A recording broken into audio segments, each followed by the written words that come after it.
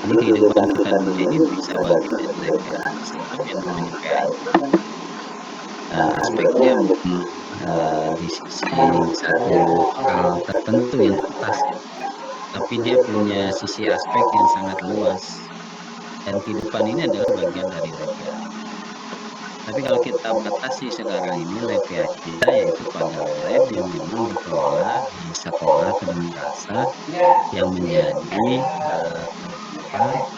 pusat-pusat penelitian atau pusat-pusat riset atau kajian-kajian, menjadi kajian-kajian di sekolah ya. Yaitu yang disebut dengan LPI kita ya, yang terbatas itu adalah LPI di sekolah. Nah, LPI di sekolah bisa nanti instrumennya bisa masjid ya, instrumennya musola, instrumennya kelas ya, dan lain sebagainya itu bisa. Kalau teman-teman misalkan ada praktek jenazah, ya bisa dilaksanakan juga. Praktek jenazahnya bisa dilaksanakan di ruang LPI khusus, bisa juga dilaksanakan di lakat langsung dengan jenazah yang aslinya gitu. Jadi mata kuliah pengembangan atau pengelolaan lab ini bagaimana kita bisa mengelola lab dengan baik gitu ya. Sehingga maka teori manajemennya main di sini ya. Teori manajemennya harus ada. Bagaimana mulai dari perencanaan, kemudian pengorganisasian, pelaksanaan dengan mengevaluasinya itu juga ada. Misalkan kita ingin praktek jenazah ya, perencanaannya apa yang harus kita buat ya, berarti ada hal-hal yang harus disiapkan, macam perangkat yang dibutuhkan dalam pengurusan jenazah. Nah, ini harus ada, kemudian kain kafannya juga harus disiapkan, sabunnya disiapkan, mandinya disiapkan, dan semacamnya itu kita buat perencanaannya dengan betul-betul siap ya, sehingga nanti dalam proses pelaksanaan pemandiannya ya kita tidak lagi repot mana sabunnya, tidak ya, tapi makanya pentingnya perencanaan itu. Kemudian pengorganisasian, ini pengorganisasian penting juga. Pengorganisasian itu menunjuk siapa yang terlibat langsung dalam pemandian, siapa yang terlibat langsung dalam pengungkapan. Itu harus betul-betul ditunjuk orangnya yang tepat, yang pas. Nah, ini di dalam agama itu kan biasanya ada aturan-aturan. Ada aturan-aturan yang memang secara seperti sudah dijelaskan aturan-aturan. Kan kalau yang meninggalkan jenazah ya itu memang diutamakan adalah dari kerabatnya ya, kalau suami, istri dan anak-anaknya ya. Kemudian itu diutamakan. Kalau anak-anak itu tidak ada yang bisa ya setidaknya melayani atau membantu yang bisa ya, membantu istilahnya apa sih, amil ya. Biasanya di kampung atau lebih atau siapa yang namanya istilahnya yang suka memandikan jenazah ya. Jadi itu biasanya ditunjuk. Kemudian kerabat meskipun ada yang memandikan, kerabat tetap itu. Jadi nanti di dalam pengelolaan LPA itu, jadi yang harus teman-teman siap adalah bagaimana mengelola itu dengan baik. Kemudian juga teman-teman juga harus dipahami ya, harus memahami juga istilahnya aspek-aspek agamanya di sana. Jadi aspek agamanya sehingga pengelolaan LPA itu tidak hanya benar pada sisi teknis, tapi juga benar dari sisi nilai ibadah. Karena yang kita kelola itu PAI, pendidikan agama Islam. Nah, pendidikan agama Islam itu sudah ada norma-normanya, sudah ada aturan-aturannya yang baik bersumber dari Al-Quran, bersumber dari Sunnah, dan bersumber dari sahabat ya, atau bersumber dari tabiin, bersumber dari para ulama itu harus dipahami juga. Jadi yang harus kita sisi aspeknya itu juga menjadi penting, aspek agama. Ini pengelolaan pengurusan jenazahnya harus sesuai dengan syariat. Terus kemudian kita ingin membuat apa, misalkan di LPA ingin mengembangkan sarana apa namanya sarana ibadah sholatnya ya, misalkan. Nah, ini semacam kita ngembangin apa, sajadah ya. Sajadah itu sebetulnya harus bisa dikembangkan di LPA ya. Di sekarang ini kan udah ada sejadah yang sandar itu ya. teman-teman mungkin pernah lihat ya contohnya. Jadi kalau udah selesai dipakai sholat, sejadah itu bisa buat seperti kursi, bisa bisa bersandar, itu bisa pengembangan itu ya, bisa mengembangkan. Jadi lab itu ternyata fungsinya bukan hanya sekadar menguji, menelaah atau meneliti aspek-aspek keagamaan, tapi juga bisa mengembangkan sarana-sarana keagamaannya juga. Sarana wasilah, sarana-sarana ibadahnya juga sejadahnya dikembangkan. Jadi inilah hebatnya agama kita ya, luar biasanya Islam itu kan begitu. Jadi di semua aspek kehidupan manusia itu nggak bisa terlepas dari aspek agama ya, dari aspek Islam itu sendiri. Jadi misalkan model teman-teman yang perempuan, yang akhwatnya, model mengkena juga kan macam-macam modelnya, dari sisi bahannya juga macam-macam, dari sisi modelnya macam-macam. Tapi awas, hati-hati apakah dengan mengkena yang kita buat membuat orang susah khusyuk misalkan. Tapi ya misalkan dengan susunan kembang yang bagus sehingga jamaah berada di belakangnya selalu memikirkan itu bisaan ya, mewarnainya bisaan, mendesainnya gitu ya. Jangan sampai seperti itu ya. Tapi harus dipahami juga bagaimana sarana ibadah ini membantu kita, membantu umat untuk bisa menjadi lebih khusyuk dalam beribadah, lebih tekun dan lebih semangat. Nah itu jadi pengelolaan labnya pada sisi aspek konten, kita bisa mengembangkan satu model, bisa mengembangkan satu media, atau bisa mengembangkan satu metode yang bisa lebih memudahkan siswa kita memahami aspek pembelajaran agama, pembelajaran PAI khususnya. Jadi kalau misalkan kita belajar ngajarin sejarah, sarana apa yang kita ingin buat kita kembangkan di lab PAI. Oh ini bikin semacam peta perjalanan. Misalkan pengen memahami bagaimana sih hijrahnya Rasul dari Mekah ke Madinah, berapa bukit yang beliau lalui ya, berapa lama atau berapa jam jarak yang beliau tempuh perjalanan. Beliau ingin bisa menggambarkan perjalanan itu yang diukur dengan perjalanan kondisi Mekah Madinah, kalau naik mobil sekian, kalau naik onta sekian jam, kalau jalan kaki sekian jam, itu kan dibuat sarana-sarana supaya ya perjalanan hijrah Rasul tidak mudah, apalagi dengan jalan kaki gitu ya. Jadi pengembangan labnya itu, pengelolaan labnya itu bisa mengembangkan materinya, bisa mengembangkan medianya, bisa mengembangkan metodenya ya. Jadi silakan teman-teman. Misalkan kita pengen materi Asmaul Husna, misalkan Allah Maha Esa. Coba media apa yang bisa kita kembangkan di lab supaya siswa kita memahami bahwa Allah itu Maha Esa. Dan media apa yang sudah kita pikir? Ya, kemudian metodenya supaya anak paham bahwa Allah itu Maha Esa. Itu bagaimana?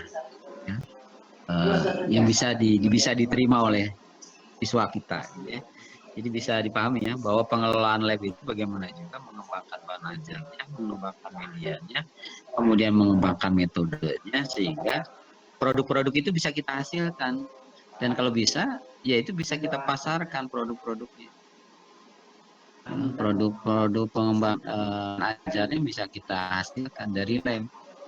Jadi lab PAI itu tidak hanya tempat sarana buat nyimpen jenazah, tidak hanya tempat sarana buat nyimpen pemarawis, hadroh ya, tapi juga kita dengan lab PAI itu bisa mengembangkan kreativitas kita sebagai guru dan kreativitas anak-anak yang kreatif, siswa-siswa kita juga yang kreatif, kita ajak untuk mengembangkan, menghasilkan sebuah karya inovatif, karya yang luar biasa dari kita sebagai guru dan karya dari murid kita untuk membuat sebuah materi yang lebih variatif ya, mengembangkan media yang menjadi lebih berwarna dan lain sebagainya.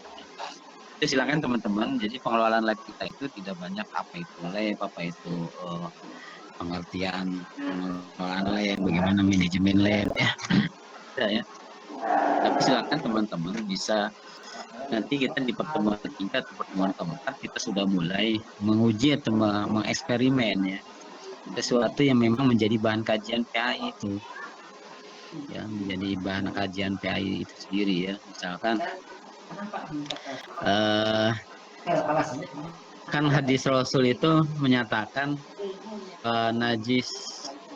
najisnya anak kecil laki-laki itu kan disebut yang belum makan apa-apa di bawah usia 2 tahun ya, atau belum makan apa-apa, indikatornya itu belum makan apa-apa, hanya ASI saja ya, ASI ya susu ibu itu laki-laki itu kan dihukumin air kencingnya adalah najis mukhafafah. Nah, kita udah tahu dari hadis itu, bisa kita buktikan di mana perbedaan air kencing yang belum makan apa-apa dengan air kencing yang sudah makan susu formula misalkan. Coba aromanya dibedakan.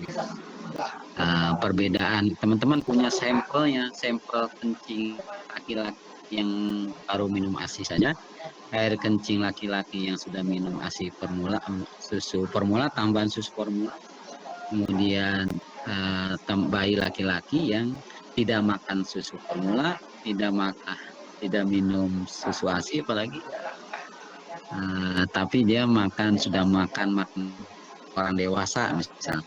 Coba dibedakan aromanya, jenisnya, warnanya, coba dibedakan. Itu kita uji, kita lakukan uji lab itu. Ya mungkin kita nanti bisa membutuhkan teman-teman di lab fisika, di lab kimia ya. Coba ini perbedaannya apa nih laki-laki yang belum makan apa-apa sama yang sudah makan sesuatu. Lihat dari sisi warna mungkin akan berbeda atau dari sisi ini pasti akan berbeda.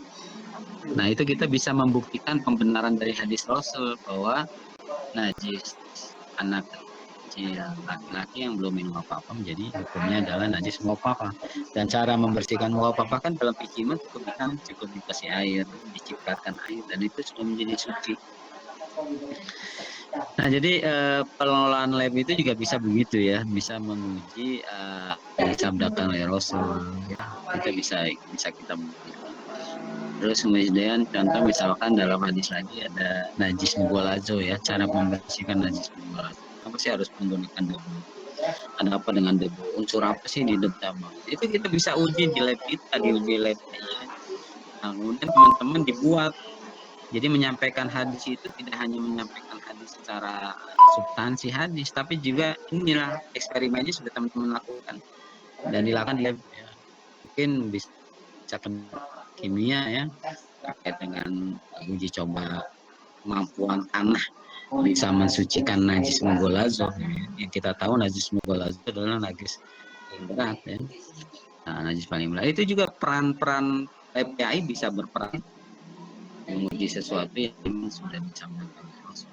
Sebab kan sekarang mah udah zamannya penelitian ya, udah zamannya teknologi yang udah canggih. Bahkan kita punya alumni S3 ya, kalau nggak salah alumni 3 kita udah itu mau sebutnya sabun mugolazo, ini sampai punya eksperimen seperti ini. Jadi ada sabun istilahnya sabun mugolazo. Tadi teman-teman dicari ya sabun mugolazo, itu nggak tahu ujinya udah sampai di mana. Jadi sabun mugolazo itu memang sudah divariasikan dengan semacam debu gitu ya.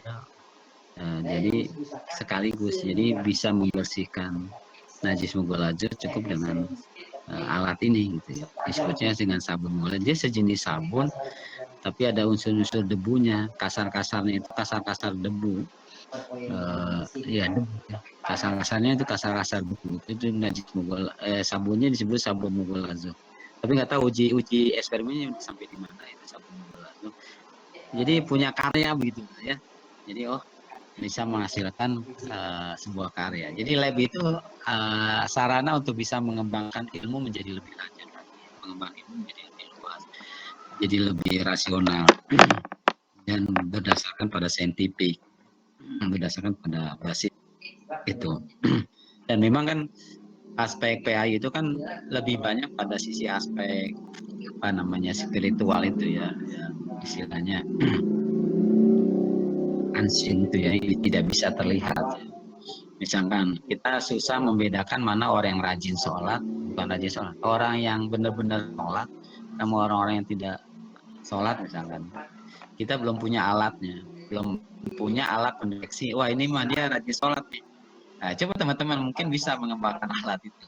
Jadi kalau alat itu di orang yang nggak pernah sholat, bisa bunyi. Kemudian kalau dipegang sama orang yang sholat, wah itu menjadi adem, menjadi tenang ya. Itu juga bisa kita pikirkan kalau sekarang sudah ada kursi apa namanya kursi jujur ya, kursi jujuran. Nah, jadi kalau dia duduk di situ itu orang pembohong pasti ketahuan dustanya gitu ya. Nah, kita bisa mengembangkan berbagai macam sarana yang harus kita terus pikirkan. Itu jauh yang sebetulnya. Jadi bagaimana lab ini punya peran penting juga dalam pengembangan ilmu PAI ya. Di dalam pengembangan ilmu PAI itu punya peran yang signifikan di lab PAI. Jadi lab PAI bukan hanya tempat ngumpulin barang-barang PAI bukan ya, tapi bagaimana pengetahuan PAI menjadi lebih saintifik ya, berbasis data, kemudian juga pengembangan PAI-nya menjadi lebih berwarna ya, materi metodenya lebih bervariasi. Insya Allah beberapa waktu dekat ini akan Bapak kirim tugas-tugas yang teman-teman kudu disiapkan.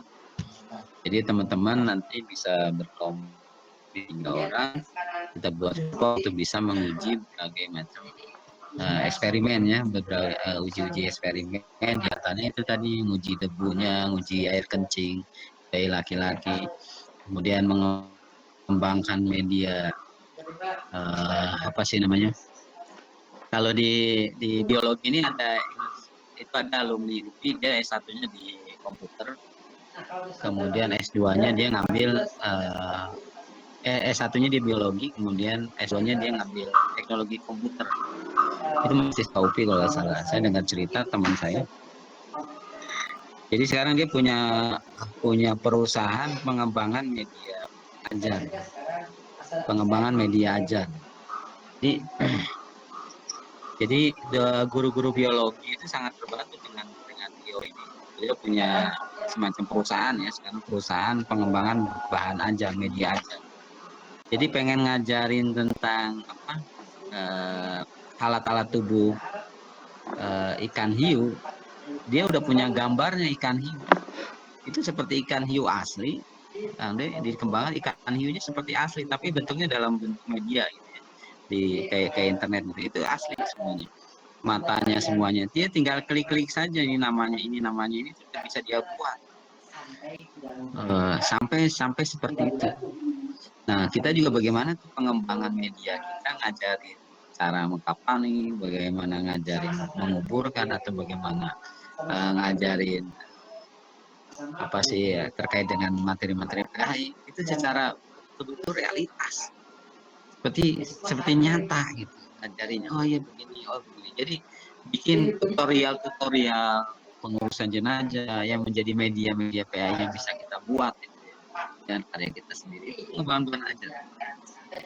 Jadi itu yang perlu kita pikirkan ya bagaimana mata kuliah pengelolaan PAI ini teman-teman semuanya punya produk punya karya yang bisa teman kembangkan secara sendiri, secara mandiri, media apa yang bisa kita kembangkan, metode apa, model apa, sehingga memang ini bisa kita kembangkan menjadi media kita. Kalau teman-teman bisa terus mengembangkan, ini bisa menjadi modal ke teman-teman berkarya ya dalam mengembangkan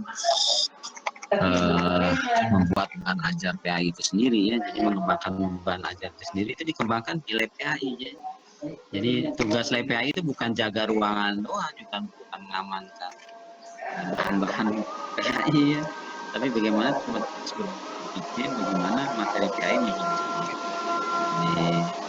lebih saintifik gitu ya, lebih berbasis pada data. Kemudian model atau metode yang benar dikembangkan metode yang baru, itu saja ya. Silakan. Saya percaya Bapak sangat percaya pada teman-teman era milenial ini teman-teman semuanya bisa berkarya. Coba silakan kembangkan metode media yang teman-teman buat sendiri, karya sendiri. Nah, materinya silakan materi JPI apapun itu. Macam ya nanti produknya ya semacam bentuknya semacam itu ya, semacam media itu, media yang digunakan teman-teman buat ngajar lah ya, benar, tapi tidak menjiplak ya karya orang lain, tapi benar-benar karya sendiri. Saya pengen ngembangin materi ini nih, pakai alat ini, pakai alat ini, pakai ini, itu di lab PAI. Jadi kita belajar pengelolaan lab PAI itu, kita berpikir, menguji coba alat, metode, media, atau sumber belajar teman-teman yang silakan dipikirkan. Insya Allah minggu depan kita akan ketemu dengan Bapak. Ada hal-hal yang mungkin perlu Bapak sampaikan terkait dengan langkah-langkah ya, supaya teman-teman berpikir, punya model baru, punya metode baru dalam memberi atau dalam menghasilkan sebuah karya di LPAI. Jadi pengembangan LPAI itu gitu ya. Jadi mata kuliah pengelolaan LPAI kita tidak banyak pada sisi aspek teori ya, tapi kita bagaimana berpikir di pengelolaan LPAI ini punya karya ya, punya karya yang kita hasilkan. Saya pikir itu, silakan ada yang ditanyakan. Ini waktunya di sini sudah ada masa. Satu orang saja Bapak kasih kesempatan. Kita ini pendahuluan ya, jadi sudah bisa bahas ini pengelolaan LPAI itu kita kuliah apa sih, ngapain aja. Teman-teman dituntut punya karya intinya. Teman-teman punya karya, metode, model, media apa yang mau dikembangkan, dan itu menjadi karya sendiri, dan itu nanti menjadi karya teman sendiri ya. Kalau memang bagus nanti bisa kita hakikan ya, karya dan kekayaan intelektual teman sendiri dari punya prodi PAI. Karyanya yang dibuat teman sendiri, dan itu nanti kita bisa share ke guru-guru KMGM PPAI. Saya pikir begitu tujuan dari pembelajaran pengelolaan LPAI. Kita semua dituntut punya karya, mengembangkan sebuah model, sebuah metode, sebuah media yang menjadi karya kita sendiri. Silakan ada yang mau ditanyakan? Satu orang Bapak kasih kesempatan. Ya, silakan. Ada Maulana? Pak, untuk absen bagaimana Pak? Soalnya di LMS belum ada. Absen manual dulu ya, di LMS Bapak belum bisa mengakses. Teman-teman sudah bisa mengakses. Di LMS sudah bisa mengakses? Belum Pak. Belum Pak, belum bisa. Ya belum ada, sebabnya juga belum ada. Ya sudah, di ini aja, di Google Form aja lah, bikin sendiri ya. Nanti Bapak tagih di akhir perkuliahan absen. Siapa PJ-nya? Sudah ada PJ-nya kan? Oke. Saya pikir itu aja cuma sementara ya. Minggu depan kita bisa ketemu sesuai dengan jadwal insya Allah. Karena hari ini sekedar pendahuluan saja tentang hakikat dari perkuliahan pengelolaan LPA ini. Alhamdulillah. Kalau begitu kita akhiri saja dengan hamdalah bersama ya. Alhamdulillah.